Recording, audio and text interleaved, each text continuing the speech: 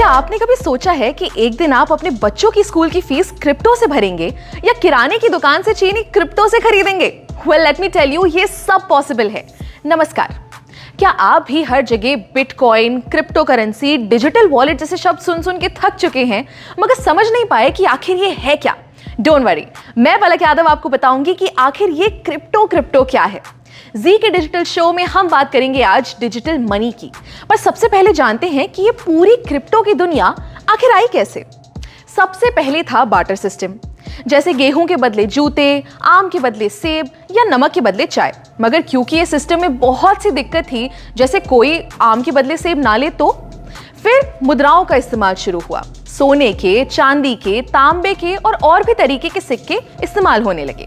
Partition से पहले भारत में दमड़ी, टका, पाई, आना, दमन्नी, चवन्नी, अठन्नी और रुपए के सिक्के चलते थे। मगर सिक्कों के भारी वजन की वजह से उनको लेकर इधर उधर जाना बहुत मुश्किल होता था, इसलिए पेपर करेंसी यानी नोट आना शुरू हुए। अब नोटों का इतिहास तो हम जानते ही हैं। 10,000 के बड़े बड़े नोट से शुरू होकर जो वॉलेट में भी ना आए, नोट छोटे से छोटे होते गए और अब तो ज्यादातर लोग बिना पेपर करेंसी के ही चलते हैं।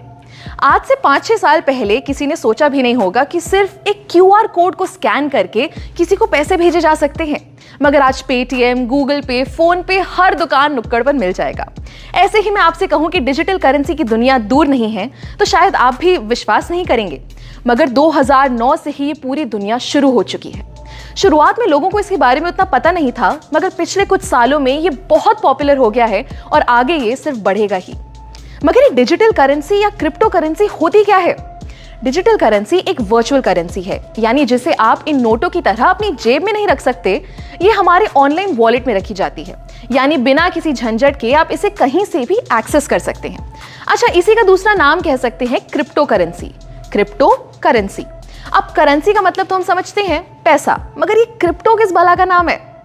क्रिप्टो मतलब छुपा हुआ या जो सीक्रेट हो, यानी कि आप क्रिप्टो करेंसी से अपने पैसे की जो भी ट्रांजैक्शन करेंगे या लेन देन करेंगे वो सब छुपा हुआ होगा और सिक्योर होगा। ये क्रिप्टो करेंसी का चलन 2009 में शुरू हुआ, जब सबसे पहली बार सातोशी नाकामोटो नाम के एक आदमी ने वर्चुअल करेंसी बनाई। अब इसका नाम हम सब ने कहीं ना कहीं सुना ही है। जी हाँ, बिटकॉइन। बिटकॉइन आज की डेट में इतनी बड़ी क्रिप्टो करेंसी बन चुकी है कि आप मानेंगे नहीं कि कई बड़ी बड़ी कंपनीज आज बिटकॉइन से पेमेंट्स लेती हैं। एक मजे की बात बताऊं, अगर आपने 2009 में एक बिटकॉइन खरीदा होता तो आज आपके पास बिना कुछ किए बैठे बिठाए करीब 16 लाख रुपए होते। मगर आज इथेरियम, डॉजकॉइन, टेथर जैसी 19,000 क्रिप्टो करेंसीज बन चुकी हैं। इन करेंसीज को हम खरीद सकते हैं, बेच सकते हैं और चाहे तो इनमें इन्वेस्ट भी कर सकते हैं। अब ये तो हम समझ गए कि क्रिप्टो करेंसी एक तरीके के ऐसे पैसे हैं जिन्हें हम छू नहीं सकते, मगर अगर हम इनसे खरीदेंगे या बेचेंगे तो इसे कोई कंट्रोल कर रहा होगा क्या? जी नहीं, यही खास बात है क्रिप्टो करेंसी की। इसे कोई थर्ड पार्टी जैसे कोई बैंक या कोई सरकार कंट्रोल नहीं करती, यानी कि ये डिसेंट्रलाइज्ड होता है। पूरे ट्रेडिशनल बैंकिंग सिस्टम को तोड़ते हुए क्रिप्टो की ट्रांजैक्शन सीधे एक वॉलेट से दूसरे वॉलेट में होती है।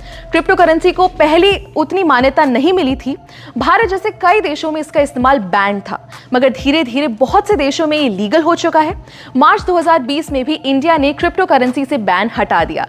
यहां तक कि हमारी फाइनेंस मिनिस्टर निर्मला सीतारमण ने 2022 के बजट में डिजिटल रुपी लॉन्च करने की बात की है। जी हां, भारत की पहली डिजिटल करेंसी। आरबीआई द्वारा लॉन्च की गई ये करेंसी रुपये के बराबर होगी और इसे फिजिकल करेंसी से एक्सचेंज किया जा सकेगा। है ना कमाल की बात? दोस्तों, क्रिप्टो की ये दुनिया जितनी बड़ी है उतनी ही इंटरेस्टिंग भी है, तो इनके बारे में हम जितना जाने उतना कम रहेगा। अगली वीडियो में हम आपको बताएंगे क्रिप्टो से जुड़े एक बहुत अहम चीज के बारे में जिसका नाम है ब्लॉकचेन।